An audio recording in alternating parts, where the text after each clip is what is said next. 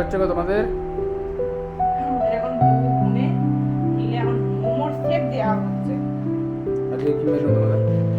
আজকের মেনু অনেক কিছু, মানে কোনটা ছেড়ে কোনটা বলি একটা হলুদলা মোমোর শেপ দিয়েছি আমি, একটু সবাই মার্সি করে নেবেন। এটা বুনি করেছেন, আমি করেছি।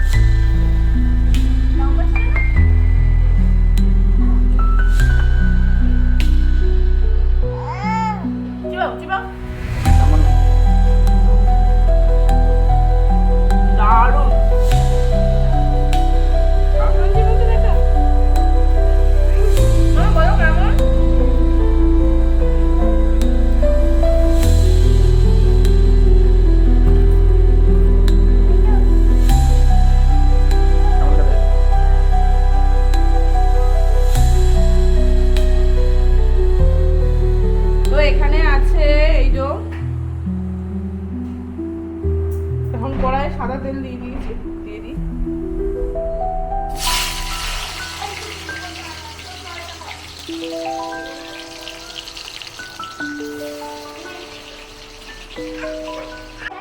এই যে এখানে এইভাবে থালা করে এই যে পেঁয়াজ কেটে নিয়েছি।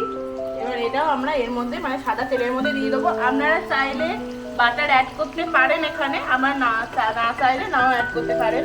তো এগুলো এবার আমরা সব ভালো করে একটু সটে করে নেবো।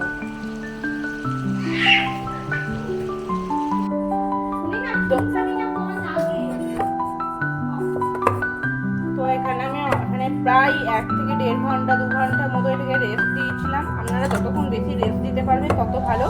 তো এগুলো থেকে আমরা লেচি কেটে নিয়ে আরো 10 মিনিট কিন্তু এটাকে রেস্ট দেবো। অ্যাকচুয়ালি রুমালি রুটি বানাতে গেলে একটাই জিনিস প্রয়োজন, সেটা হচ্ছে মানে ময়দাটাকে রেস্ট দিতে হবে। আর আমি এই ময়দাটা মেখে নিয়েছি অল্প সাদা তেল এবং গরম উষ্ণ দুধ দিয়ে। রুমালি রুটি কিন্তু তৈরি হয় উষ্ণ দুধ দিয়ে।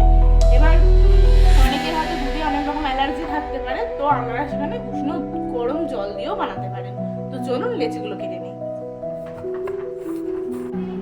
তো আমরা যেহেতু এবার স্ল্যাবের মধ্যে রুটিটাকে বেলবো, ওই জন্য প্রথমে আমার কাছে ঘি যেহেতু ছিল না, ওই জন্য আমি সাদা তেল দিয়ে নিয়েছি স্ল্যাবে। এবার ভালো করে আমরা একটা একটা করে এরকম রুমালি রুটির ডোটা বেলে নেব।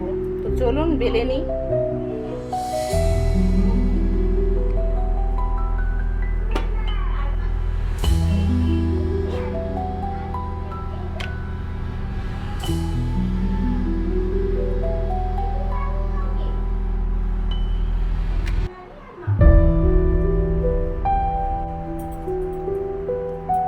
বেলে বেলে সব রুটিগুলো একটার উপরে একটা রেখে দিয়েছি। এবার এই সব রুটি কটা তুলে আমাদের ভালো করে আবার বেলে নিতে হবে।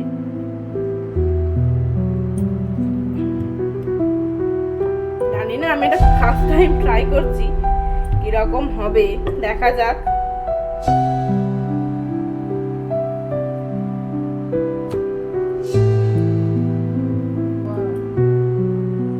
এটা কটা রুমালি রুটি? এটা কি একটা রুমালি রুটি?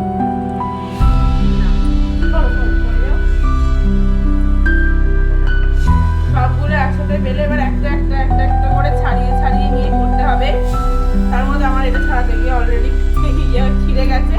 তবে আমার মনে হয় এইরকম রুমালি রুটি করার থেকে নর্মালি যেভাবে করে দুধ দিয়ে মেখে আলাদা আলাদা করে একটা একটা করে করে নেওয়াই ভালো, কারণ এটাকে হাতে করে ছাড়াতে হবে সমস্তগুলো রুটিগুলো। দেন তাতে কি হবে, রুটিগুলো ছিঁড়েও যাচ্ছে। এটাকে আমি ঠিকঠাক মতো তুলতে পেরেছি। হ্যাঁ, এই যেমন এদিকে একটা এই খুন্তি দিয়ে আস্তে আস্তে করে হাত দিয়ে তুলতে হবে। তাওয়া থাকলে সব থেকে ভালো হয়, কিন্তু আমার কাছে যেহেতু তাওয়াটা নেই, আমাকে এই জন্য প্যানে করতে হচ্ছে। অ্যাকচুয়ালি এটা তো তাওয়া না, এটা ফ্রাইং প্যান, এই জন্য ছিঁড়ে যাচ্ছে তুলতে গিয়ে। তাওয়া হলে সব থেকে সুবিধা, তাওয়া থাকলে কোনো অসুবিধা নেই, আপনারা এরকম করতেই পারেন। কিন্তু তাওয়া না থাকলে আমার মনে হয় ট্রাই না করাই ভালো। তাহলে আমি আবার চেষ্টা করবো তাওয়া যখন আদৌ হবে। তো এই যে বুঝতে পারো উনি তুই মশলা মেরে ফেল।